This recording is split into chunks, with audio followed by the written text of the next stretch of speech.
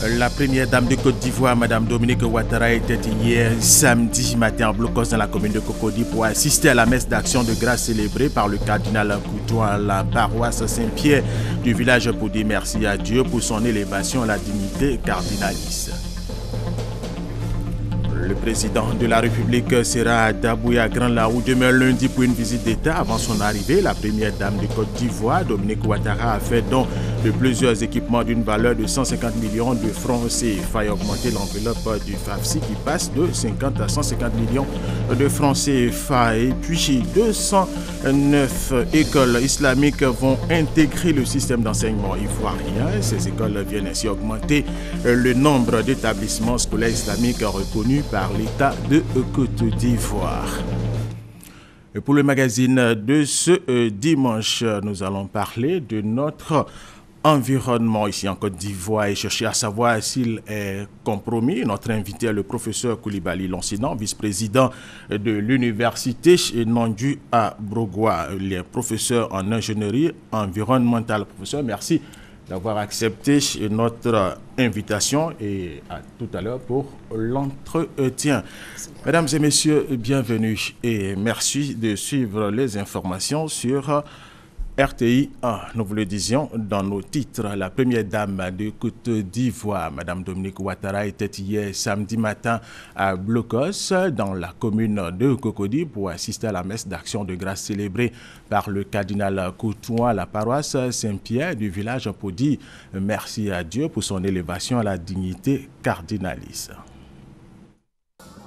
Blocos en fête ce samedi 1er août pour dire merci à Dieu par une messe d'action de grâce dite en sa paroisse Saint-Pierre d'avoir élevé son fils à la dignité cardinalice. Son éminence Jean-Pierre Cardinal Couto, intense bonheur partagé par toute la communauté tchaman rassemblée ce samedi. La chefferie coutumière des 103 villages revêtue de ses plus beaux atours, aussi ses fils et ses filles en tenue de fête, confectionnés en pagne uniforme, bonheur partagé aussi par le président de la République Alassane Ouattara, représenté pour l'occasion par la première dame de Côte d'Ivoire, Dominique Ouattara, venue accompagnée d'une forte délégation du cabinet présidentiel et du gouvernement. Le choix de ce 1er août n'était pas pur hasard. En effet, il y a 44 ans, jour pour jour, le fils de Blocos, alors nouvellement ordonné prêtre, célébrait sa première messe d'action de grâce dans son village. Ce jour-là, la communauté Atchan s'était sentie fière d'enregistrer son 3e enfant devenu prêtre. Ce samedi 1er août 2015, sa ferveur était encore plus grande au vu de ce fils devenu cardinal. Son bonheur était d'autant plus décuplé qu'en l'espace des 44 années, des 3 prêtres d'alors, elle compte aujourd'hui dans ses rangs 110 de ses fils ayant endossé la tenue sacerdotale. D'où ce sentiment de reconnaissance à Dieu qu'elle pouvait difficilement reprimer. Elle a fait aussi de nombreux présents à son illustre fils. Également le président de la République qui a offert un présent en forme de numéraire. Dans l'homélie qu'il a eu la charge de prononcer, l'archevêque métropolitain de Bouaké, Monseigneur Awana Dro Siméon, en rappelant les nombreux sacrifices liés au poids de la mission, qui est désormais celle du nouvel élu, a invité l'Église de Côte d'Ivoire à le soutenir en prière. Il a encore rappelé que le cardinal Couto n'appartient plus désormais ni à sa famille, ni à sa communauté de naissance. Éminence, nous sommes autour de vous aujourd'hui. Nous, vos frères, vos parents, vos amis, vos prêtres, venus vous entourer pour cette Eucharistie spéciale que vous présidez en ce jour. Avec vous, nous mesurons le poids de la charge que vous êtes appelés à accomplir dans l'Église. Nous voulons vous redire que vous n'êtes pas seul, Éminence, que vous n'avez jamais été seul et que vous ne serez jamais seul. Toute l'Église de Côte d'Ivoire prie pour son cardinal que vous êtes. Tous, nous prions pour vous. Nous intercédons en votre faveur pour que vous puissiez, à votre tour, raffermir vos frères ivoiriens embourbés dans des contradictions dont il peine à sortir. Officiant principal de cette messe d'action de grâce, le cardinal Coutois a achevé sa célébration par de longs remerciements. À l'Assemblée venue prendre part à cette messe d'action de grâce, il a adressé des remerciements particuliers au président de la République et à la première dame. En disant ma reconnaissance au Seigneur, je voudrais me tourner vers vous, Madame la Première Dame, ainsi que vers votre époux, pour vous dire, Nancy, merci pour l'amitié et la fraternité dont je suis l'objet de votre part. Merci pour votre grande contribution à la construction de cette église de Blocos au temps où vous étiez nos voisins. Que Dieu, qui s'est récompensé pour le petit verre d'eau donné avec amour, pose sur vous sa main puissante dans l'exercice de votre mission à la tête du pays. Le fils de Blocos a fait une longue adresse en langue hatchan à l'ensemble de sa communauté pour la remercier et adresser avec elle des remerciements à l'Éternel.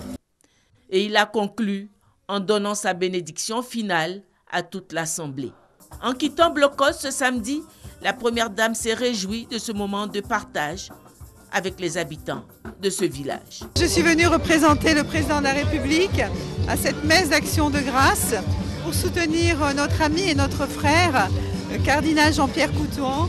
Et je suis très heureuse et très émue d'être ici à Blocos après de si nombreuses années et de revoir mon église. C'était chaleureux, c'était émouvant et je suis très heureuse d'être venue. Et merci beaucoup à toute la communauté de Blocos.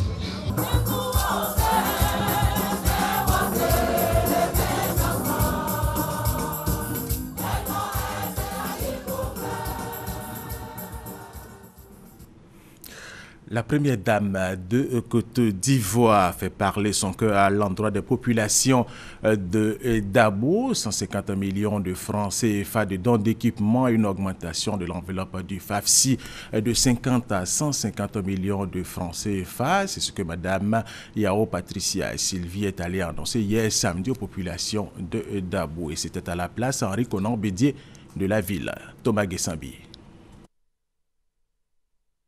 Rencontre don de la première dame de Côte d'Ivoire, Dominique Ouattara, femme de Leboutou. Un match qui tient toutes ses promesses. À la dimension des dons de Dominique Ouattara, d'une valeur de 150 millions de francs CFA, les femmes de Dabo sont sorties.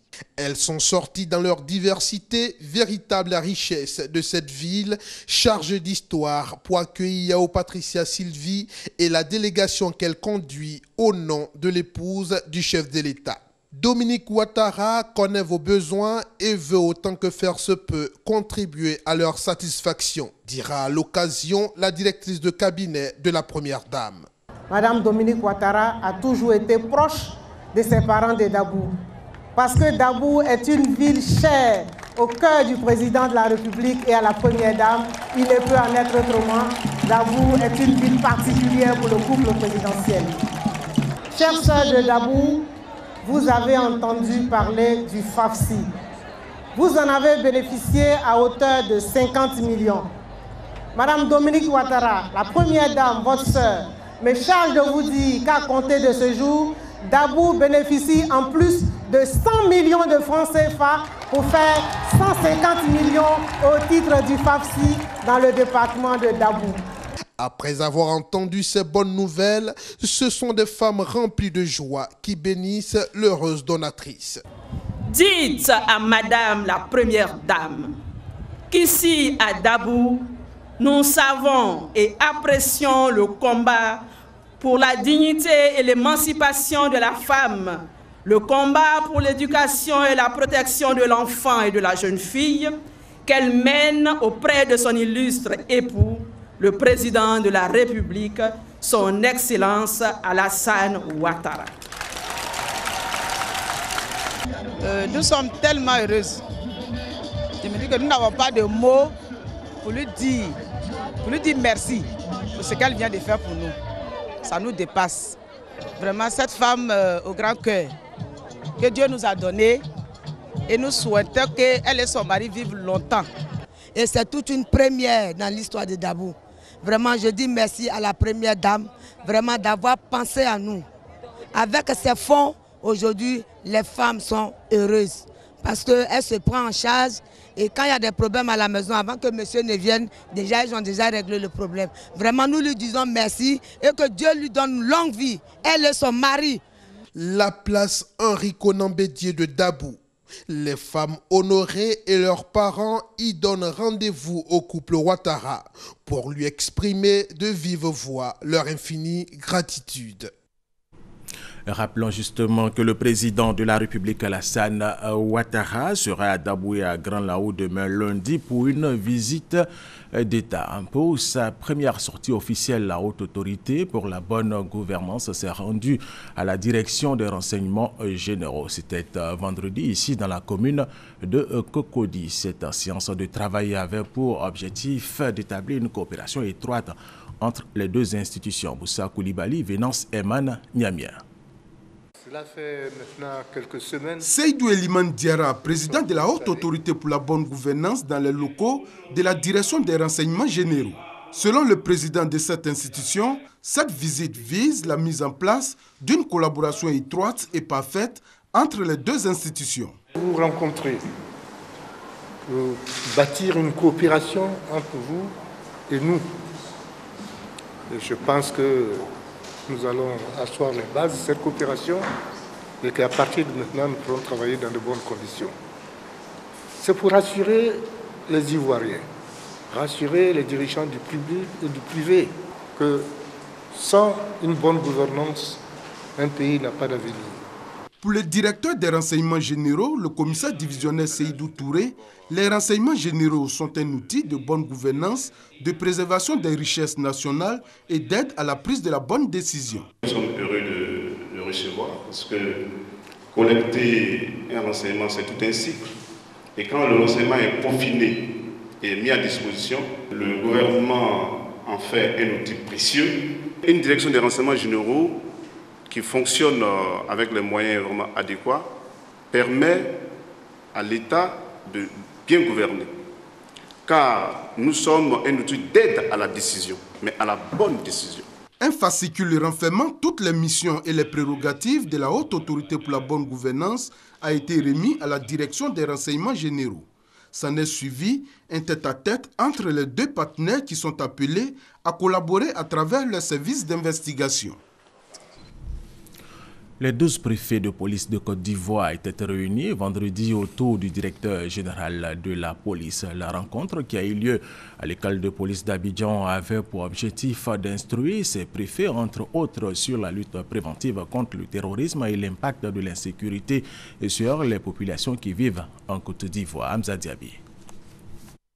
Quelles sont les attitudes du terroriste, la silhouette même du kamikaze et quel est l'impact de l'insécurité sur les populations vivant en Côte d'Ivoire? Voilà entre autres ce qui a réuni ce vendredi les 12 préfets de police de Côte d'Ivoire autour du général Brendombia, l'administrateur général de la police nationale. Comme nous allons bientôt avoir la fête d'indépendance, la fête par excellence de la Côte d'Ivoire, il est question que nous prenons des dispositions, des mesures sécuritaires. Et nous pensons que c'est le moment opportun pour qu'on en parle. Surtout la menace que les djihadistes ont lancée envers la Côte d'Ivoire. Nous sommes en train d'expliquer à nos collaborateurs qu'est-ce que prend la forme d'un kamikaze. Et ce kamikaze-là, il faut qu'on arrive à le discerner de la population, à le sortir de la population pour protéger la foule qui est là. Désormais instruits sur les aspects à l'ordre du jour, les préfets de police iront à leur tour répercuter le message dans leurs zones respectives. On va faire d'abord une séance de travail avec les différents chefs de circonscription. Et puis, comme nous avons l'habitude d'aller sur le terrain pour croiser directement les collaborateurs, lors des différents échanges, nous allons transmettre également les informations et les instructions que nous aurons reçues. Outre la sécurisation de la fête de l'indépendance, un plan stratégique sécuritaire de l'élection présidentielle d'octobre prochain a été élaboré et soumis à l'attention des préfets de police. Autre information dans cette édition, 7 des 11 syndicats que compte l'administration des douanes se sont regroupés au sein d'un même mouvement dénommé intersyndical des agents de douane de Côte d'Ivoire, IZCI.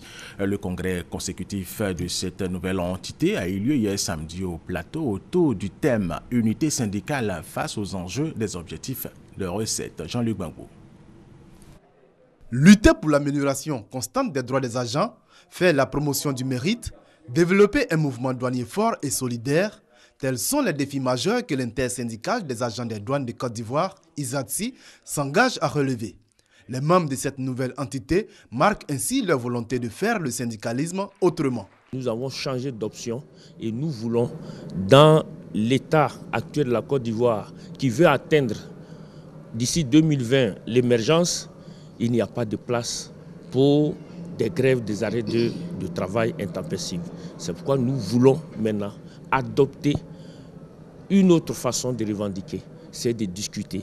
En fédérant leurs énergies, les 7 syndicats qui composent l'IZCI entendent aussi apporter leur contribution à la réalisation des objectifs de recettes qui se chiffrent cette année à 1404,7 milliards de francs CFA. Sachez que le directeur général est convaincu qu'une activité syndicale rationalisée est un levier indispensable de performance.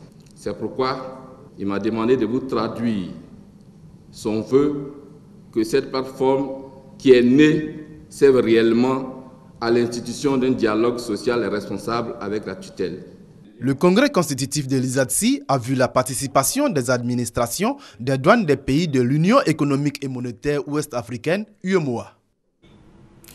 Fin du 8e congrès du syndicat national des agents du Trésor de Côte d'Ivoire. L'équipe sortante a été reconduite pour 3 ans afin de défendre les intérêts moraux et matériels des agents du Trésor de Côte d'Ivoire. Kader Segodogo, RTI Boaké.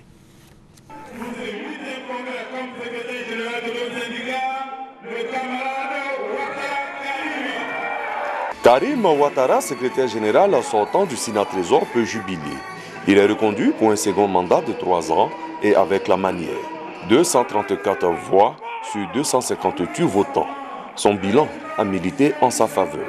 Une opération immobilière réussie, la mise en place d'une politique de retraite complémentaire, des initiatives en faveur des familles des agents et la solidarité au sein du Sénat Trésor. Une solidarité que même les élections de ce 8e congrès n'ont pas pu entacher. Il n'y a pas de vaincu, il n'y a pas de vainqueur. C'est le Sénat Trésor qui gagne et c'est la grande famille du Trésor public qui gagne. La question de la retraite complémentaire, c'est un élément essentiel de notre mandat. Il faut assurer à l'agent du Trésor public un avenir paisible lorsqu'il ne sera plus en activité. Nous sommes dans un pays qui court vers l'émergence, valoriser les ressources humaines. Et donc nous allons toujours accentuer la formation. Je félicite plutôt mon frère Ouattara Karim pour avoir été choisi par les militants.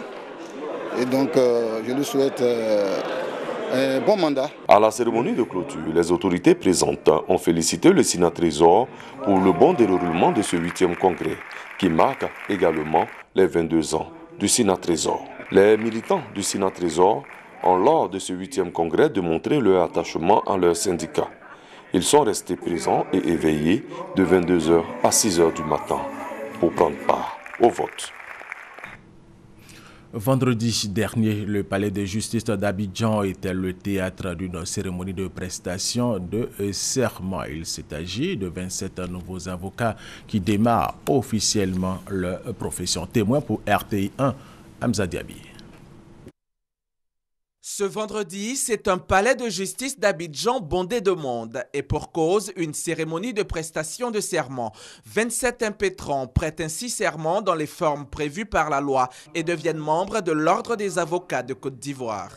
Je le jure. Le serment engage l'avocat pour toute sa vie professionnelle. On se dit quand on est avocat, alors on est la porte de la fortune. Non, c'est pas cela. Et le magistrat et l'avocat sont soumis à des règles qui sont impératives. L'avocat a un code, l'avocat a une déontologie et donc il doit s'y conformer rigoureusement. Le bon avocat, ce n'est pas celui qui aura fait fortune. Le bon avocat, c'est celui qui sera très bon avocat, apprécié de ses pairs, apprécié de la nation et apprécié de tous avec l'argent public. Ces avocats, tout fiers après la prestation de serment, s'engagent à le respecter à la lettre. On nous a donné beaucoup de conseils, mais surtout, on a axé la formation sur les valeurs morales qui sont très importantes dans cette profession. Donc nous allons nous approprier ces valeurs-là et puis faire tout pour que nous soyons de très bons avocats. Je rends aussi grâce à Dieu, parce que c'est grâce à lui. Et bien, la tâche qui m'attend est une tâche ardue, mais pour moi, ça sera vraiment comme sur des roses, parce que c'est le métier que j'ai toujours voulu embrasser. Donc c'est avec joie que j'intègre cette profession. Je me sens fier de rentrer dans cette noble profession. Et je ne peux que prier Dieu de me donner la force et le courage de ne trahir aucun pan de mon serment. Parce que tout manquement aux valeurs que le serment contient expose justement l'avocat à des sanctions, dont la radiation. 209 écoles islamiques vont intégrer le système d'enseignement ivoirien et ces écoles viennent ainsi augmenter le nombre d'établissements scolaires islamiques reconnus par l'État de Côte d'Ivoire. Plus de détails avec Konaté Moussa. 209 écoles scolaires islamiques vont intégrer le système éducatif ivoirien. Le nombre des établissements confessionnels islamiques reconnus par l'État passe donc de 116 en 2012 à 325 cette année. La nouvelle réjouit les acteurs du système d'enseignement confessionnel islamique. C'est une grande satisfaction. On a fait un pas. Et le ministère a déjà fait sa part. Et c'est à nous les promoteurs et les parents d'élèves, de terminer le rêve du travail, c'est-à-dire en faisant un effort pour accompagner le ministère dans ses efforts. Sur 1149 écoles islamiques enregistrées, 1072 ont été inspectées. Les critères d'évaluation concernaient la situation géographique du site de formation, la capacité d'accueil, les infrastructures et surtout l'application obligatoire de l'enseignement officiel. Il y a un volet des critères qui portent sur la pédagogie où nous regardons si le programme officiel est enseigné dans ces établissements. Nous regardons si les enseignants qui donnent ces enseignements ont la qualité de donner ces enseignements. Donc nous en tenons compte et ça fait partie des critères de sélection des écoles. Cette évaluation est à sa 3e édition, après celle de 2011 et 2012. Elle va se poursuivre avec pour objectif d'intégrer tous les établissements islamiques conformes aux normes. Les écoles non encore reconnues sont donc invitées à se mettre en règle afin d'offrir un enseignement de qualité aux élèves. En vue d'accroître l'impact de leurs actions, les intervenants dans la lutte contre le VIH-Sida ont validé le cadre consensuel de proposition de financement du Fonds national de lutte contre le VIH-Sida. On en parle avec Patricia Omouetia. Les ressources mobilisées par le Fonds national de lutte contre le sida, dont le principal donateur est l'État de Côte d'Ivoire, ont considérablement augmenté en 2012. Cependant, la maîtrise des priorités par domaine et zone d'intervention des financements s'impose. Raison de l'initiative du Fonds national de lutte contre le sida de mener une consultation, produire un rapport et soumettre à validation les propositions sur les orientations des financements du Fonds national pour la période 2015-2017. C'est l'analyse des données qui nous a permis de dire que de 2015 à 2017, le fonds va investir dans telle activité sur le terrain et dans telle zone du territoire national. Le système d'information sanitaire a été un élément déterminant dans la réponse nationale à la pandémie du VIH-Sida. En vue de son renforcement, le ministère de la Santé et de la lutte contre le sida a sollicité depuis 2004 le projet Major Evaluation, agence d'exécution de l'USAID. Après la phase 2 et 3 qui ont permis la conception de documents et des outils de collecte de données, la phase 4 de ce projet vient d'être lancée pour une durée de 4 ans. Cette phase 4, sa particularité, c'est le développement des outils électroniques et l'amélioration des outils électroniques qui avaient été développés auparavant. Le projet Major Evaluation ne se limitera plus qu'au VIH-Sida, mais à tous les programmes de santé. Et tout à fait autre chose, le Centre d'excellence de l'Union européenne en collaboration avec le Comité national de réduction des risques liés aux matières nucléaires, radiologiques, biologiques, chimiques et la lutte contre le trafic illicite a initié un atelier sur la prévention des risques d'accidents chimiques à l'intérieur et autour des installations classées. Vénance Eman Niamia pour les détails. L'Afrique connaît une forte augmentation de l'usage de produits chimiques ou produits contenant des substances chimiques dans son industrie. Pourtant, de nombreux pays sur le continent ne disposent pas d'expertise avérée pour réagir efficacement en cas d'accident chimique. Cet atelier initié par les centres d'excellence de l'Union européenne, en collaboration avec le Comité national de réduction des risques liés aux matières nucléaires, radiologiques, biologiques, chimiques et la lutte contre le trafic illicite, vise donc à outiller les acteurs locaux en vue de leur permettre d'intervenir efficacement en cas d'accident chimique. On a eu l'accident de Provoquala, mais dans les minutes qui ont suivi, comme on n'avait pas tout en place, vous avez vu qu'on a eu du retard dans les réactions. Voilà. Donc l'Union européenne ayant compris cette lacune, elle vient pour nous aider, pour nous préparer à comment prévenir ces accidents, comment intervenir pendant ces incidents. Cet atelier de prévention des accidents chimiques graves à l'intérieur et autour des installations classées s'inscrit dans le projet 41 des centres d'excellence de l'Union européenne. Sont appelés installations classées tout site qui exploite un certain nombre de matières qui sont à risque. Ça peut être des produits chimiques comme des produits de nature biologique. Il y a quand même pas mal d'accidents chimiques qui se produisent et qui, malheureusement, face auxquels nous n'avons pas assez de moyens de réaction. Donc le projet 41 des centres d'excellence va venir un tant soit peu renforcer nos capacités d'intervention. Le projet 41 des centres d'excellence de l'Union européenne concerne tous les pays de la façade atlantique africaine. Le ministère de l'Environnement, de la Salubrité urbaine et du Développement durable organise depuis jeudi dernier une rencontre sur le renforcement de la coopération internationale et la mobilisation des ressources. Objectif, renforcer la coopération entre les structures du ministère de l'Environnement et les partenaires techniques et financiers tant nationaux qu'internationaux. Isaïo Védansemana Niamien. La pollution des eaux, de l'air et des sols, la dégradation du milieu urbain due à une forte urbanisation, la déforestation et bien d'autres sont les nombreux problèmes environnementaux auxquels font face tous les pays. La Côte d'Ivoire, soucieuse de la protection de son environnement et de sa population, a ratifié plusieurs conventions et accords. Ce présent atelier vise donc à mobiliser des ressources financières, à renforcer la coopération avec les partenaires dans le domaine de l'environnement et à garantir un meilleur suivi des accords internationaux. Pendant la préparation de cet atelier, nous avons eu des contacts avec les partenaires techniques et financiers qui sont également engagés. Et vous voyez, la preuve, ils sont venus nombreux. Et je crois qu'il n'y a pas de doute que nous allons réussir nos projets qui vont être présentés. En matière d'environnement, il est bon à ce stade qu'on puisse faire un arrêt pour faire le bilan de ce qui a été fait et de ce qui reste à faire, puisque ce sont des accords internationaux qui engagent notre pays. Cet atelier prévu sur 2 jours est organisé à l'intention de 71 personnes, dont des partenaires techniques, des coordinateurs de projets et de programmes et des experts du ministère de l'Environnement.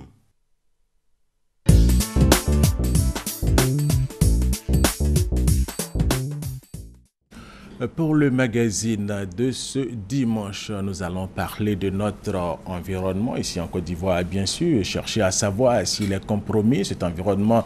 Et notre invité est le professeur Koulibaly Lansina, vice-président de l'université Nangui à Brogua. Professeur Koulibaly Lansina est professeur en ingénierie environnementale. Professeur, merci d'avoir accepté notre invitation. Avant notre entretien, nous allons suivre ce reportage d'Astou Touré et Michel Mambo sur la pollution causée par les déchets urbains, les eaux usées et sur la disparition du couvert forestier ivoirien. Des ordures à n'en point finir, des eaux usées, des terres polluées, la régression du couvert forestier, voilà le sombre tableau que présente l'environnement ivoirien. Mise en cause, la croissance constante de la population, l'exode rural, l'utilisation de produits phytosanitaires dans l'agriculture et la déforestation abusive du couvert végétal. Une dégradation de l'écosystème causant des risques d'extinction des ressources animales et végétales. Cette situation occasionnent la pollution de l'atmosphère, l'avancée du désert, le changement climatique et bien d'autres fléaux, un véritable danger pour les populations. Le district d'Abidjan, qui a la plus forte densité de population, n'échappe pas à cette intoxication. Selon les statistiques, Abidjan serait une des villes les plus contaminées de la sous-région. Au regard de tout ce qui précède, le gouvernement ivoirien a pris des dispositions pour venir à bout de ce spectacle désagréable.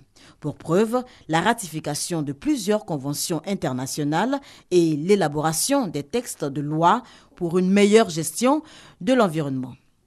Reste maintenant à élaborer un plan de sensibilisation pour un changement de comportement. Professeur, selon ce reportage d'Astou Touré et Michel Mambo, les efforts du gouvernement au niveau de l'environnement pour améliorer l'environnement au niveau de la Côte d'Ivoire sont notables, mais beaucoup reste à faire. Est-ce que notre environnement est compromis? Merci, M. Alvor. Je voudrais dire qu'avec ce constat qu'on vient de voir, où nous avons une dégradation majeure dans tous les compartiments de notre environnement, il est tout à fait louable de se poser la question si celui-ci n'est pas compromis. On a les pollutions diverses signalées, on a la dégradation du couvert forestier, on a même l'émergence de certaines maladies émergentes et réémergentes, on a la modification des écosystèmes. Mais à côté de tout ça, il y a quand même un effort qui n'a pas pu être souligné dans cet élément, qui est que l'État a consenti à créer une institution dévouée aux sciences de l'environnemental, aux sciences de l'environnement et aux sciences de la nature, qui est l'université Nangui-Abrogwa, où il y a plus de 268 chercheurs qui cherchent dans le domaine de l'environnement, qui produisent des connaissances, mais lesquelles ne sont pas utilisées par l'État. C'est-à-dire, je veux comprendre. Vous ne comprenez pas simplement parce que nous prenons seulement les statistiques. Vous produisez et ce n'est pas utilisé par l'État. Nous produisons parce que ce n'est pas utilisé, nous ne sommes même pas consultés sur les grands défis de l'environnement. Mais, comme je l'ai dit, l'État ayant créé cette institution a permis un fort potentiel de production de connaissances et de formation de cadres. Nous tenons les statistiques de cette année où nous avons présenté, par exemple, 62 candidats au CAMES pour inscription sur les listes d'aptitude.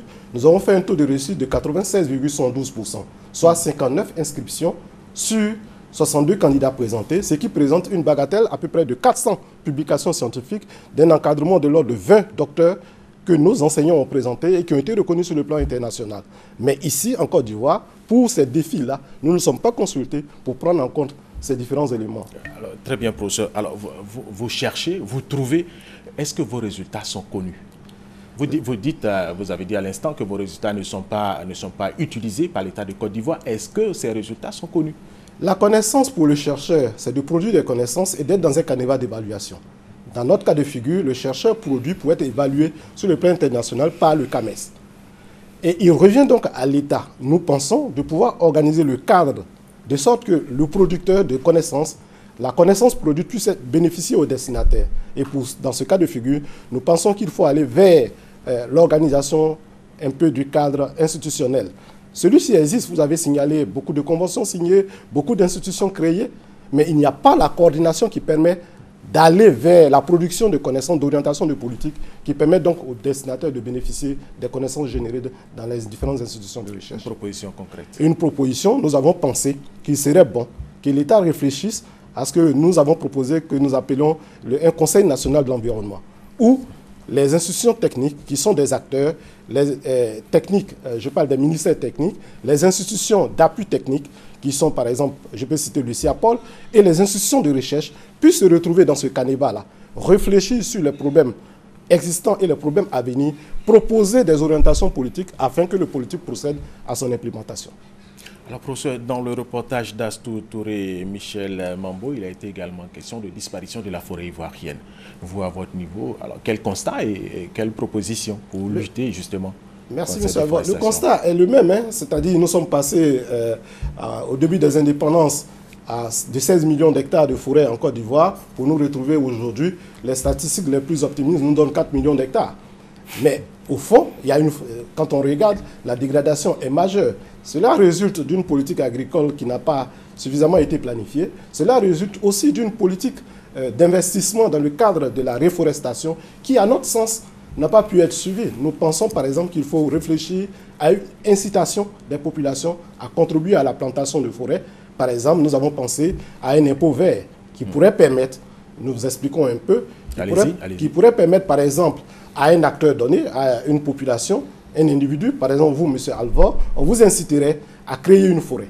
Et depuis la conception de la parcelle jusqu'à ce que la plante atteigne au moins 5 ans, où le risque de dégradation est diminué, tout l'investissement que vous allez faire pour pouvoir permettre l'émergence de cette forêt-là vous sera rétrocédé sous forme d'impôt que vous devez payer, mais on vous exonérera de cet impôt. Nous, l'État bénéficierait d'avoir le bénéfice écosystémique de la forêt qui est généré, mais vous, à la fin, à l'âge mature de l'exploitation des grumes, j'allais vous demander l'exploitation de cette forêt, justement.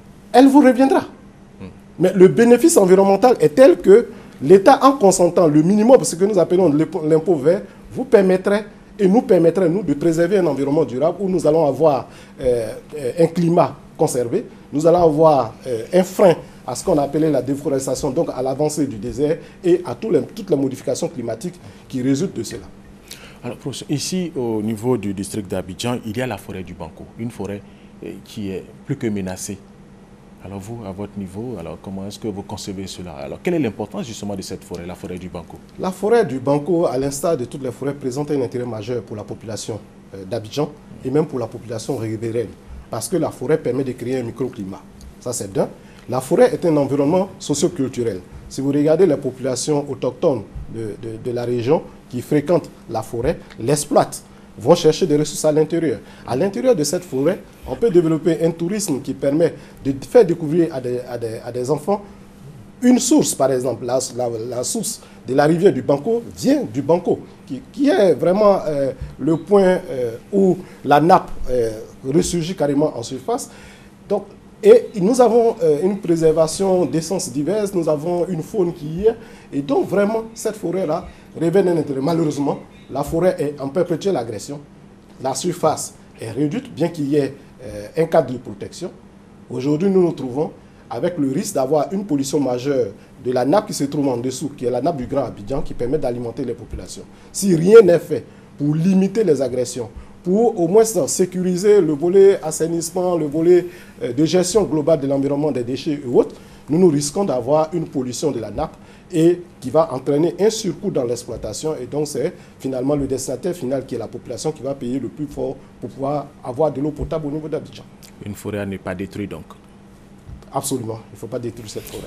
Alors, professeur, la Côte d'Ivoire est très arrosée. Nous avons 4 fleuves et nous avons également la mer. Alors, quand on parle de destruction de notre environnement, est-ce que ces eaux sont menacées? Les eaux ivoiriennes sont, sans se cacher, sont menacées. Nous prenons par exemple le cas du Bandama, où il se développe une agriculture en amont, dans la zone de la Maraoué, en allant du côté du Poro, etc., où nous avons une forte agriculture cotonnière. Mais qu'est-ce qui se passe au niveau de cette... c'est qu'il n'y a pas une planification et donc nous pouvons avoir facilement un impact de la pollution de ces eaux. Et dû à la pollution diffuse, la diffusion d'engrais, vous voyez de temps en temps des salades d'eau douce qui envahissent la lagune au niveau d'Abidjan, mais ça prend son essence depuis l'amont, dû à l'infiltration de nutriments dans les eaux. Aussi, à côté, nous avons ce que nous ne percevons pas totalement, qui est la contamination de la chaîne alimentaire, avec l'infiltration dans les eaux de pesticides qui vont contaminer les végétaux, les aliments primaires que consomment les poissons, et nous sommes les destinataires finaux. Il y a plein de travaux qui démontrent, par exemple, au niveau de la région de Yamoussoukro, au niveau du barrage de Koussou, où des équipes de l'université Nangya-Ourouga sont allées jusqu'à analyser des résidus de pesticides dans le sébum facial, dans le lait maternel et même dans, comment on appelle, le sperme humain. Tout cela impacte sur la santé de la reproduction, par exemple. Donc, il y a une pollution diffuse des milieux à forte production agricole. Il y a un risque de pouvoir alimenter les eaux au fil de l'eau, les populations au fil de l'eau par les prélèvements, parce qu'il faudra faire un effort additionnel de traitement des eaux. Des efforts, justement, il faut en faire parce que c'est un peu effrayant, professeur. Il faut sensibiliser, il faut encadrer l'agriculture. Il faut éviter l'implémentation tout azimut de petits barrages. Il faut donc rentrer dans le cadre d'une politique formelle de l'agriculture qui oriente les populations à leur établissement et associer donc les chercheurs qui peuvent définir des zones de protection lesquelles peuvent permettre de réduire la pollution sur ces milieux-là. Alors professeur, parlons maintenant de modification du climat. On s'est rendu compte depuis quelques années que les saisons des pluies se sont déplacées, les saisons sèches se sont déplacées, si bien qu'en mars-avril, mai, juin, où il doit pleuvoir, en général, juste quelques gouttes de pluie, et puis on se retrouve, il y a des années même où on se retrouve sur toute l'année, et il y a la pluie sur toute l'année. Alors, c'est quoi ce phénomène? C'est tout ce que vous avez expliqué tout à l'heure, le fait d'échanger les couverts forestiers, le fait d'avoir dégradé notre couverture forestière, le fait aussi que nous ayons tout un changement global mondial. Nous sommes une partie du monde, nous ne sommes pas retirés et donc ce qui est provoqué ailleurs a des conséquences chez nous. Donc globalement, les moins pessimistes vous diront, par exemple sur Abidjan, qu'il pleut la même quantité d'eau, de l'ordre de 2000 mm dans l'année. Mais seulement les périodes de saison peuvent être modifiées. Donc tantôt on parlera de perturbations climatiques, mais tout ceci rentre dans le cadre global du changement climatique. Dans le nord, à l'ouest, on a des modifications sur le calendrier agricole, par exemple. Et cela perturbe les paysans. Oui, cela... Alors, que faire face à cette situation? C'est ce que je vous ai dit. Oui. C'est-à-dire que du point de vue recherche, toutes ces données sont connues des chercheurs. Toutes ces productions existent. Mais pas de la population. Oui, mais pas de la population parce que le Caneva, où on va pouvoir regrouper les informations générées par les équipes de recherche et les utilisateurs, qui sont les agences de développement, jusqu'à arriver au destinataire final, n'existe pas. C'est pourquoi nous pensons qu'il faut créer ce type de conseil-là, qui va reprendre les institutions techniques, les institutions de recherche et les ministères techniques, de sorte à réfléchir sur la politique globale dans le cadre du changement climatique, qu'est-ce qu'il faut apporter. Alors, professeur, la gestion des déchets industriels et domestiques au niveau des villes ivoiriennes, le cas concret du district d'Abidjan. Le problème du district d'Abidjan résulte du fait que vous avez entendu une forte croissance démographique et une extension démographique non planifiée. Donc on se retrouve en longueur avec une surface totalement occupée et avec une capacité de collecte affaiblie. Donc il faut dans ce cas de figure aller vers une bonne planification de la collecte des déchets. Déjà un effort est signalé, mais il faut aller davantage vers la transformation des déchets. Et pour cela, on ne peut pas s'asseoir dans son environnement et penser pouvoir apporter la solution. Il y a la population et qui, à son avis, a donné. Il y a les taxes techniques qu'on définit dans les institutions, comme on appelle ministérielles, mais il y a aussi le fait que l'avis de la population compte. Si vous regardez, le financement, il est faible. Et le financement, les populations sont prêtes à financer, mais il y a une méfiance qui est installée. Donc, dans le consentement à payer, les populations sont prêtes à payer le service de la collecte des déchets, mais pourvu que l'acteur principal qui est là ne soit pas celui-là qui preste. Donc, il faut aller regrouper ces résultats-là et puis orienter une bonne politique pour pouvoir procéder à une bonne collecte. Une politique, est-ce que les moyens peuvent accompagner pour une meilleure gestion de ces déchets? On a déjà une taxe qui existe, mais il faut aller vers la population qui doit contribuer. Elle est prête à contribuer, elle contribue déjà. Si vous vous promenez dans les communes, le minimum que les populations payent pour se faire précollecter les déchets, c'est au moins 300 francs. Mais en même temps, les études techniques montrent que celles-là ne sont pas prêtes à payer à une institution formelle, qui est par exemple, je ne vais pas citer, mais qui serait l'organisation étatique, mais aller vers une institution qui permet d'avoir le service presté. Donc, il est... Merci. Merci bien. Merci, professeur. Merci pour toutes ces informations. Merci de nous avoir éclairé suffisamment et nous allons terminer cette édition avec cette information. La République du Bénin a eu 55 années d'indépendance hier. Pour la célébration de cet événement en Côte d'Ivoire, c'est la résidence de l'ambassadeur ici à Cocody qui a servi de cadre. Toast de l'ambassadeur du Bénin en Côte d'Ivoire au ministre de l'Environnement, de la Salubrité urbaine et du Développement durable. Un geste qui marque les 55 années de souveraineté de la République du Bénin. L'ambassadeur Daouda Wabi a donc convié plusieurs personnalités et diplomates accrédités en Côte d'Ivoire. Occasion pour lui de réaffirmer son engagement à mettre la diplomatie au service du peuple. Le Bénin demeure en toute occasion et parmi tous les amis de ce beau pays, un partenaire au cœur de la Côte d'Ivoire, en route vers l'émergence et un ardent défenseur de l'intégration pour une Afrique apaisée en cette période électorale dans nos différents pays. Pour sa part, le représentant du gouvernement, Rémi Alakwadjo, a exprimé la longue amitié qui existe entre les deux pays et l'engagement du président Boni Yayi en faveur de la paix et de la démocratie. Il a par ailleurs souhaité une hausse des échanges économiques. Je voudrais, au nom du président de la République, son Excellence M. Alassane Ouattara, du gouvernement et du peuple ivoirien exprime le vœu ardent qu'en 2016, la reprise des réunions de la grande commission mixte nous conduise à des niveaux d'échanges économiques et commerciaux plus élevés à la hauteur des potentialités économiques des deux pays et à la diversification de leur coopération dans l'intérêt des populations respectives. La communauté béninoise vivant en Côte d'Ivoire est estimée à environ 2 millions de personnes. Et ce reportage d'Abou Sanogo met fin à cette édition. Mesdames et messieurs, merci de nous avoir suivis. Restez avec nous sur RTI1.